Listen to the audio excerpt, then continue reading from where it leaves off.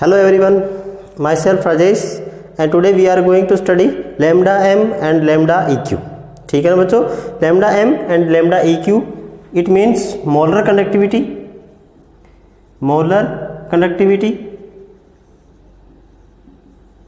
and equivalent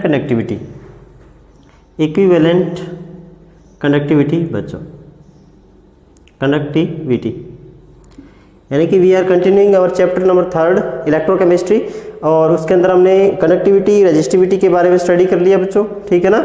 और next हमारे पास जो टॉपिक है that is molar connectivity and equivalent connectivity. Connectivity हमारे पास क्या होती है, सिंपल कनेक्टिविटी जिसे हम स्पेसिफिक कनेक्टिविटी बोलते हैं। तो that is kappa represented by kappa and it is the connectivity यानी conductance of 1 centimetre cube volume of electrolyte बच्चों, यानी कि 1 centimetre cube volume of electrolyte है। इसके अंदर जो हमारे पास इसका जो कंडक्टेंस है इसी को हम क्या बोलते हैं बच्चों, कंडक्टिविटी बोलते हैं 1 सेंटीमीटर क्यूब के अंदर, ठीक है ना। तो इसके ऊपर बेस्ड हमने कुछ एक जो हमारे इलेक्ट्रोलाइट है या कुछ एक जो हमारे पास सब्सटेंस थे उनकी कनेक्टिविटी को हमने कैलकुलेट भी किया, जैसे कि 0.1 मोलार HCl होता है, ठीक है ना, सबसे ज़्यादा कनेक्टिविटी होती है। इसके बाद हमारे पास पोटेशियम क्लोराइड आ जाता है, ठीक है ना। तो कुछ एक तो हमने सब्सटेंस को कैलकुलेट करने की कोशिश भी किया, पर इसमें होता क्या है बच्चों कि इसमें एक अमाउंट फिक्स नहीं है, ठीक है ना, अमाउंट नॉट फिक्स्ड। कि अगर हम दो इलेक्ट्रोलाइट की कंपैरिजन करवाना चाहते हैं, दो इलेक्ट्रोलाइट जो हमारे पास हैं उनकी अगर आप कंपैरिजन करवाना चाहते हो तो आपके पास क्या होना चाहिए कि अमाउंट और इसकी वॉल्यूम जो है वो फिक्स होनी चाहिए। तो अमाउंट जो है ना वो तो इसमें फिक्स अमाउंट जो है वो फिक्स नहीं होती है इसमें, और वॉल्यूम जो है वो तो फिक्स है इसमें 1 सेंटीमीटर क्यूब है, ठीक है ना। वो तो आप हर एक इलेक्ट्रोलाइट के लिए 1 सेंटीमीटर क्यूब ले सकते हैं, but amount of the substance is not fixed, ठीक है ना। तो इसके लिए फिर हमें जरूरत पड़ी एक ऐसी कनेक्टिविटी की जिसके अंदर अमाउंट को डिफाइन किया जाए, अमाउंट को उसके साथ जोड़ा जाए, ठीक है ना। तो ये दोनों कनेक्टिविटी हमारे पास अमाउंट के ऊपर बेस्ड है। जैसे कि मोलर कनेक्टिविटी के अंदर अमाउंट हम लेते हैं मोल में, 1 मोल 1 मोल लेते हैं, और इक्विवेलेंट कनेक्टिविटी के अंदर हम लेते हैं बच्चों 1 ग्राम इक्विवेलेंट, ठीक है ना, अमाउंट हम लेते हैं इलेक्ट्रोलाइट की। तो इसके अंदर जब हमें क्या जरूरत क्यों पड़ी इनकी, इन कनेक्टिविटीज़ की, क्योंकि ये कनेक्टिविटी हमारे पास ऑलरेडी है तो इसकी जरूरत क्यों पड़ी बच्चों, क्योंकि हमारे पास जो है ना अमाउंट इसमें फिक्स नहीं है। तो अगर आप दो इलेक्ट्रोलाइट की कंपैरिजन करवाना चाहते हो तो उनकी अमाउंट जो है ना वो फिक्स होनी चाहिए, अमाउंट एंड वॉल्यूम, ठीक है ना। एक तो होती है हमारे पास amount of electrolyte and volume, ये दोनों चीज़ें फिक्स होनी चाहिए किसी भी इलेक्ट्रोलाइट के लिए अगर आपको कंपैरिजन करवाना है तो। पर इसमें हमारे पास अमाउंट फिक्स नहीं थी, वॉल्यूम तो फिक्स है। 1 सेंटीमीटर क्यूब के अंदर आपके पास जो भी कंडक्टेंस होगा उसको कनेक्टिविटी हम बोलेंगे, पर अमाउंट फिक्स नहीं है। अमाउंट इसमें कितनी ज़्यादा भी हो सकती है और कम भी हो सकती है बच्चों, ठीक है ना। तो इसके ऊपर बेस्ड जो है ना, अमाउंट के ऊपर बेस्ड हमें दो कनेक्टिविटी की जरूरत और पड़ती है, जैसे कि molar connectivity and equivalent connectivity. तो ये जो कनेक्टिविटी हमारे पास है this is only based upon amount of the electrolyte बच्चों, ठीक है ना। अमाउंट के ऊपर बेस्ड जो है हमने कनेक्टिविटी बनाई। तो सबसे पहले हमारे पास है मोलर कनेक्टिविटी बच्चों, और इसको रिप्रेजेंट करते हैं आप लैम्डा एम से। लैम्डा एम 3rd चैप्टर के अंदर है, इलेक्ट्रोकेमिस्ट्री का चैप्टर बच्चों, और इसके अंदर कनेक्टिविटी जो है हम स्टडी कर चुके हैं, ठीक है ना। तो इसको थोड़ा सा आगे प्रोसीड करते हैं टॉपिक को कि मोलर कनेक्टिविटी हमारे पास क्या होती है। जैसे कि एज द नेम रिप्रेजेंटेड कि मोलर जो है ना इसमें हम इलेक्ट्रोलाइट जो है इसके 1 मोल अमाउंट लेंगे। 1 मोल ऑफ इलेक्ट्रोलाइट जो है इसके अंदर से जितने भी आयंस बनेंगे, ठीक है ना, जितने भी आयंस जो है वो बनेंगे। इसमें वॉल्यूम कोई फिक्स नहीं है, वॉल्यूम आप इंक्रीज डिक्रीज कर सकते हो, बट अगर आपको कंपेरिजन करवाना है, दो इलेक्ट्रोलाइट की कंपैरिजन करवाना है तो उस टाइम आपको जो है वॉल्यूम भी फिक्स लेनी पड़ेगी और अमाउंट भी फिक्स लेनी पड़ेगी। पर सिंगल इलेक्ट्रोलाइट के लिए आप वॉल्यूम चेंज कर सकते हो, ठीक है ना, कोई भी वॉल्यूम ले सकते हो। तो 1 पर अमाउंट नहीं चेंज कर सकते, अमाउंट आपकी 1 मोल ही रहना चाहिए, ठीक है ना। इलेक्ट्रोलाइट आपका 1 मोल ही रहना चाहिए, वॉल्यूम चेंज कर सकते हो, ठीक है। तो 1 मोल ऑफ इलेक्ट्रोलाइट से जितने भी आयंस बनेंगे उन सभी आयंस की कंडक्टिविटी को हम क्या बोलेंगे बच्चों, उन सभी आयंस की जो कंडक्टिविटी है इसको हम बोलते हैं लैम्डा एम, मोलर कनेक्टिविटी, ठीक है ना। 1 मोल इलेक्ट्रोलाइट से जितने भी आयन बनेंगे उन सभी की कनेक्टिविटी हमारे पास लैम्डा एम जो है ना इसको हम बोलेंगे, ठीक है ना। पर सॉल्यूशन आपको किस तरह बनाना है कि सारा जो सॉल्यूशन है ना ये आपके पास एक क्यूब की फॉर्म में लेना है, ठीक है ना। अब क्यूब की वॉल्यूम आप ज़्यादा कर सकते हो, कम कर सकते हो, कोई दिक्कत नहीं है। पर इसमें एक जो इसका फेस है इस पूरे फेस को आप एक इलेक्ट्रोड मानोगे और इस दूसरे फेस को कंप्लीट जो है ना वो इसमें आप इलेक्ट्रोड मानोगे, ठीक है ना। क्योंकि पूरा सॉल्यूशन की कंडक्टिविटी तभी चेक हो पाती है बच्चों कि इसका जो एरिया है ना हमारे पास प्लेट का, इलेक्ट्रोड का, ये इतना ज़्यादा हो कि पूरा सॉल्यूशन इसके बीच में होना चाहिए, ठीक है ना। अगर कुछ एक आयन्स हमारे रह जाएंगे, मान लो कि जो अट्रैक्ट नहीं हो पाएंगे, अगर आपने एरिया कम ले लिया तो उस वजह से आयन रह जाएंगे, तो उनकी क्या होगा, कंडक्टिविटी आप कंप्लीट मेजर नहीं कर पाएंगे, ठीक है ना। तो इसके मान लो कुछ भी वॉल्यूम है, 20 सेंटीमीटर क्यूब वॉल्यूम है, ये कोई ज़रूरी नहीं है हमारे पास कि 1 सेंटीमीटर क्यूब ही लेना है हमें, ठीक है ना। This is not required here. तो हमारे पास वॉल्यूम कुछ भी हो सकती है, इसके अंदर जितने भी 1 मोल इलेक्ट्रोलाइट से जितने भी आयन बनेंगे उन सभी की कंडक्टिविटी हमारे पास क्या होती है बच्चों, मोलार कंडक्टिविटी होती है। अब 1 मोल इलेक्ट्रोलाइट को मैंने एक तो रखा है 1 मोल इलेक्ट्रोलाइट है बच्चों, इसको मैंने रखा है कि 1 मोल इलेक्ट्रोलाइट को मैंने एक तो ले लिया 1 सेंटीमीटर क्यूब वॉल्यूम के अंदर ले लिया। फिर मैं क्या करता हूँ कि इसकी वॉल्यूम को इंक्रीज कर रहा हूँ, मैंने क्या कर दिया इसको 4 सेंटीमीटर क्यूब कर दिया, ठीक है ना। तो 1 मोल इलेक्ट्रोलाइट मेरा पहले तो 1 सेंटीमीटर क्यूब के अंदर था, फिर मैंने इसको वॉल्यूम इंक्रीज करके 4 सेंटीमीटर क्यूब कर दिया। तो क्या होगा बच्चों की ये जो कंडक्टिविटी है ना वो इंक्रीज होगी, लैम्डा m हमारे पास इंक्रीज हो जाएगी। ऐसा क्यों होता है, क्योंकि आयन के बीच में जो फोर्स ऑफ अट्रैक्शन है ना, क्योंकि कम वॉल्यूम में अट्रैक्शन ज़्यादा रहेगी, इंटर आयनिक अट्रैक्शन ज़्यादा रहेगी, पर जैसे ही आपने इसकी वॉल्यूम को इंक्रीज कर दिया तो आयन्स दूर दूर चले जाएंगे, अट्रैक्शन कम हो जाएगी और कंडक्टिविटी हमारे पास इंक्रीज कर जाएगी बच्चों, ठीक है ना। तो इस कंडक्टिविटी को हम 1 सेंटीमीटर क्यूब के अंदर कोई वॉल्यूम जो है ना उसको फिक्स लेना कोई ज़रूरी नहीं है। तो जितनी आप वॉल्यूम इंक्रीज करते हैं लैम्डा m हमारे पास इंक्रीज करती है। इसका मतलब क्या हुआ, lambda m is proportional to volume, ठीक है ना। पर पर्टिकुलर फिक्स जो होती है ना वो हमारे पास स्पेसिफिक कंडक्टिविटी के अंदर होता है कि स्पेसिफिक कंडक्टिविटी या सिंपल कंडक्टिविटी थी, उसके अंदर हमारे पास वॉल्यूम 1 सेंटीमीटर क्यूब ही था। पर अगर आप इसकी वॉल्यूम को इंक्रीज कर देते हो, ठीक है ना, यही पहले तो सॉल्यूशन आपका 1 सेंटीमीटर क्यूब ही था, तो इसकी जो कंडक्टिविटी है मोलर कंडक्टिविटी वही तो आपके पास कंडक्टिविटी सिंपल कंडक्टिविटी थी, ठीक है ना। मोलर कंडक्टिविटी जो है ना, क्योंकि मोलर कंडक्टिविटी को भी आप 1 सेंटीमीटर क्यूब में मेजर कर रहे हैं और 1 सेंटीमीटर क्यूब के अंदर ही आपकी स्पेसिफिक कंडक्टिविटी मेजर की जाती है। तो इसका मतलब क्या हुआ कि अगर आपने वॉल्यूम को 1 रखा है ना, अगर इसमें रिलेशन क्या आएगा बच्चों कि lambda m is equal to conductivity into volume, ठीक है ना, कि जितनी वॉल्यूम बढ़ाओगे ना उतनी आपके पास मोलर कंडक्टिविटी इंक्रीज होगी पर कंडक्टिविटी फिक्स रहेगी, ठीक है ना। तो अगर मैं v को 1 कर देता हूं तो हमारे पास कंडक्टिविटी स्पेसिफिक कंडक्टिविटी किसके बराबर आ जाती है, मोलर कंडक्टिविटी के बराबर आ जाती है। यानी कि ये दोनों सेम ही हैं। अगर आप वॉल्यूम को 1 सेंटीमीटर क्यूब रखोगे तो ये दोनों आपकी चीज सेम ही है, ठीक है ना। फर्क किसमें है कि ये आपकी जो मोलर कंडक्टिविटी है इसमें आप वॉल्यूम कुछ भी ले सकते हो, इंक्रीज डिक्रीज कर सकते हो। तो उस वजह से हमारे पास जो है ना कंडक्टिविटी को आप वॉल्यूम से मल्टीप्लाई करते हैं तब हमारे पास मोलर कंडक्टिविटी आती है, ठीक है ना। तो मोलर कंडक्टिविटी तो वॉल्यूम के साथ इंक्रीज करती है बच्चों की, जितना आप वॉल्यूम बढ़ाओगे ना उतनी हमारे पास मोलर कंडक्टिविटी इंक्रीज करती जाएगी। बट जो हमारे पास कंडक्टिविटी होती है इसकी अगर आप वॉल्यूम बढ़ाओगे 1 सेंटीमीटर क्यूब से में मेजर कर रहे हो, इसी 1 सेंटीमीटर क्यूब को आपने 4 सेंटीमीटर में कन्वर्ट कर दिया तो सॉल्यूशन बड़ा हो गया। अब स्पेसिफिक कंडक्टिविटी को तो आप मेजर करेंगे सिर्फ 1 सेंटीमीटर क्यूब में, चाहे सॉल्यूशन आपका कितना ही बड़ा हो, हम स्पेसिफिक कंडक्टिविटी के लिए सैंपल सिर्फ 1 सेंटीमीटर क्यूब का ही लेंगे, ठीक है ना। तो पहले तो 1 सेंटीमीटर क्यूब का टोटली था, अब क्या हुआ आपने वॉल्यूम इंक्रीज करके और 4 सेंटीमीटर क्यूब कर दिया, तो क्या होगा कि अब आयन दूर दूर चले गए, पर सैंपल लेंगे आप 1 सेंटीमीटर क्यूब का, ठीक है ना। तो ये 1 सेंटीमीटर हमने क्यूब लिया था, तो पहले हमारे पास 1 सेंटीमीटर क्यूब के अंदर मान लो कि 40 आयन्स थे, पर अभी ये 40 आयन दूर दूर चले जाएंगे जैसे ही वॉल्यूम इंक्रीज होगी। तो अब इसमें क्या होगा कि इसमें मान लो कि 20 आयन आते हैं 1 सेंटीमीटर क्यूब में, 20 आयन आएंगे।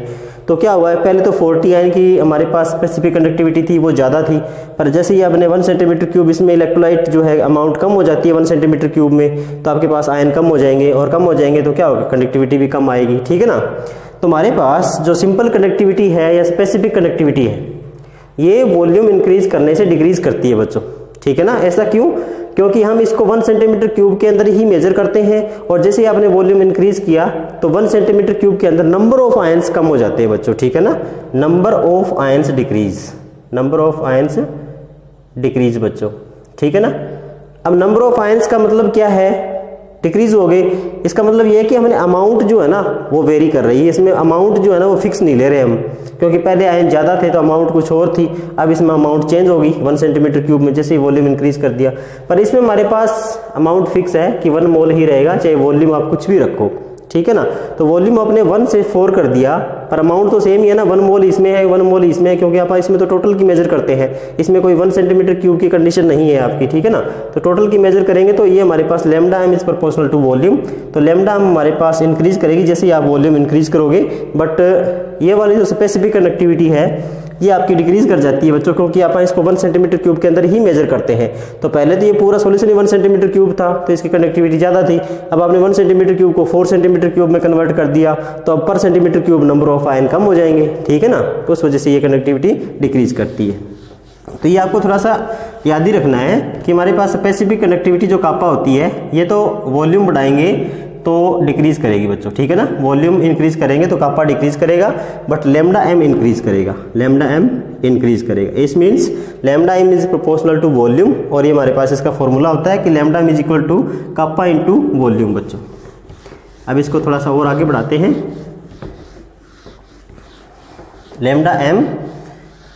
Lambda M is equal to kappa into volume, ठीक है ना।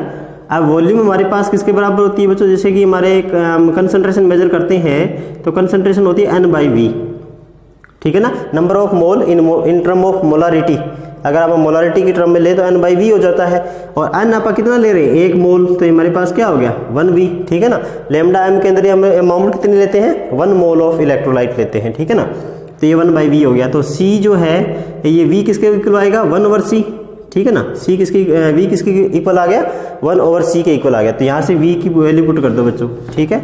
यहाँ पे मैंने पुट कर दिया C की V की जगह कि 1/C।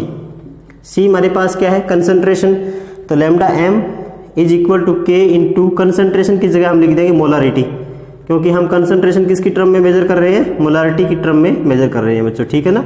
तो ये हमारे पास इसकी इक्वेशन बन जाती है कि lambda M molar conductivity K into 1 by molarity होती है बच्चों, ठीक है, K into 1 by molarity.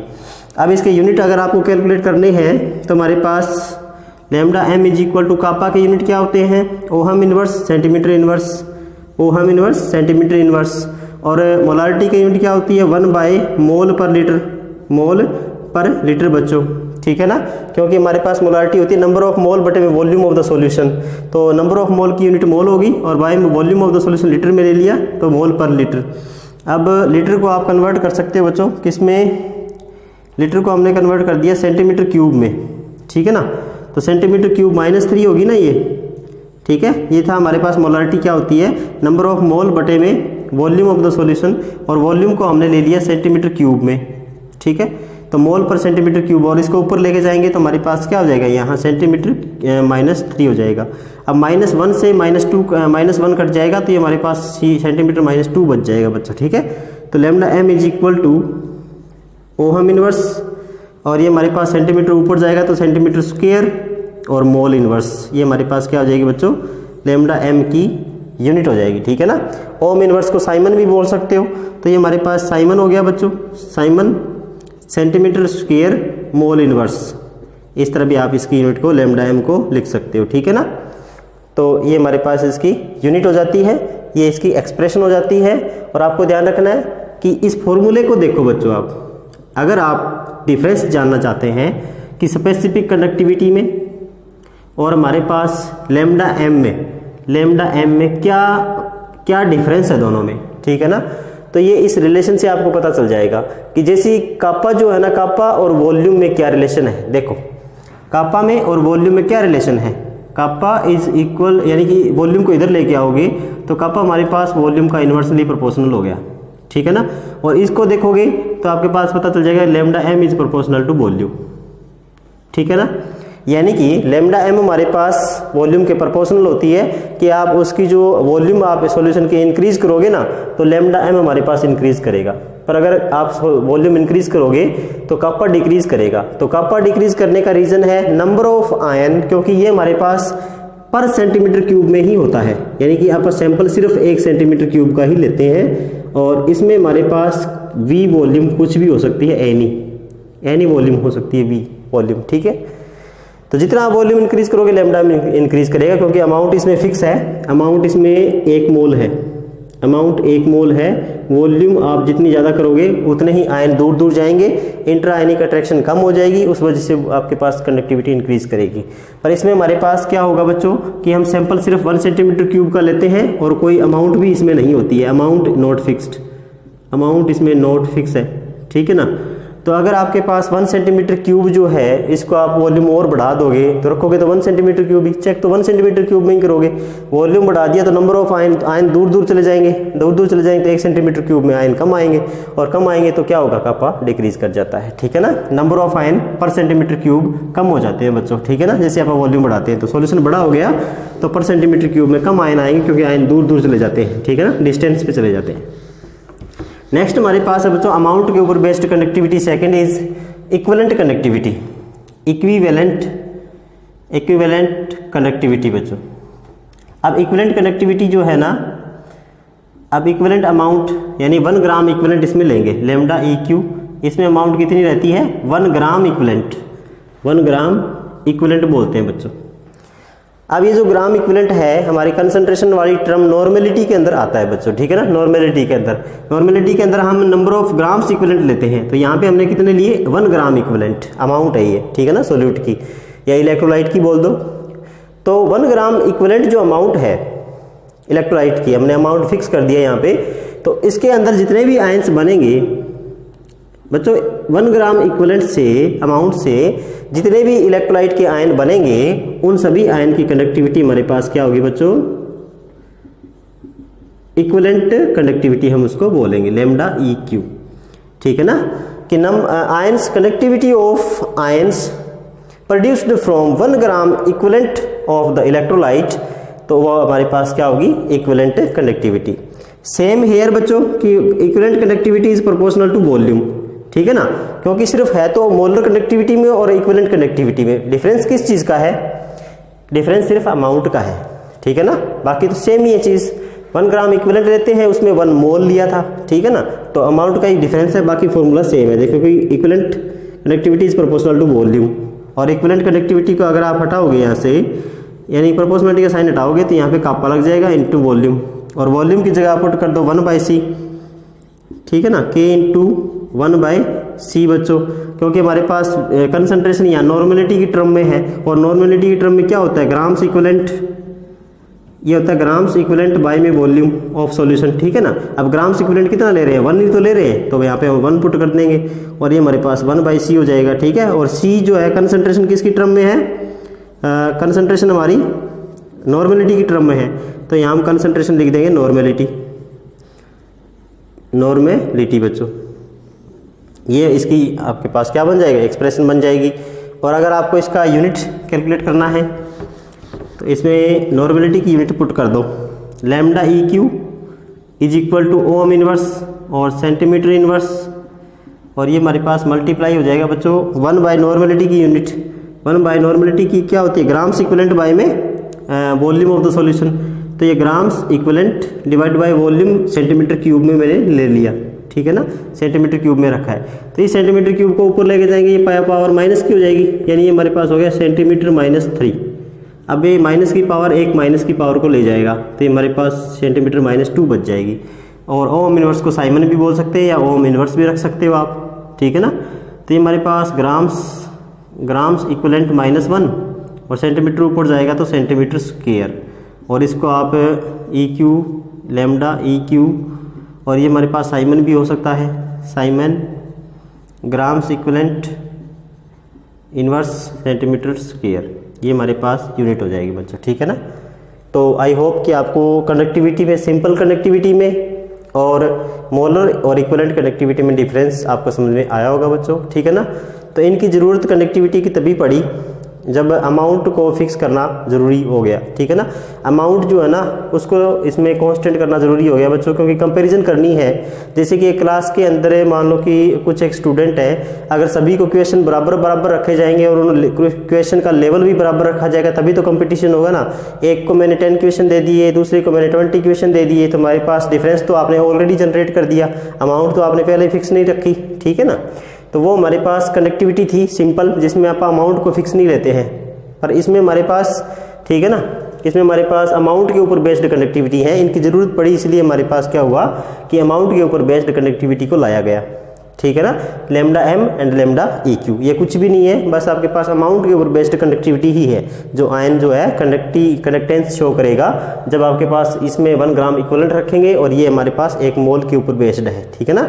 Okay बच्चों, तो ये हमारे पास टोटल था lambda M, lambda E Q और काप्पा के ऊपर, ठीक है बच्चों। ओके, तो आई होप को आपको वीडियो अच्छा लगा होगा।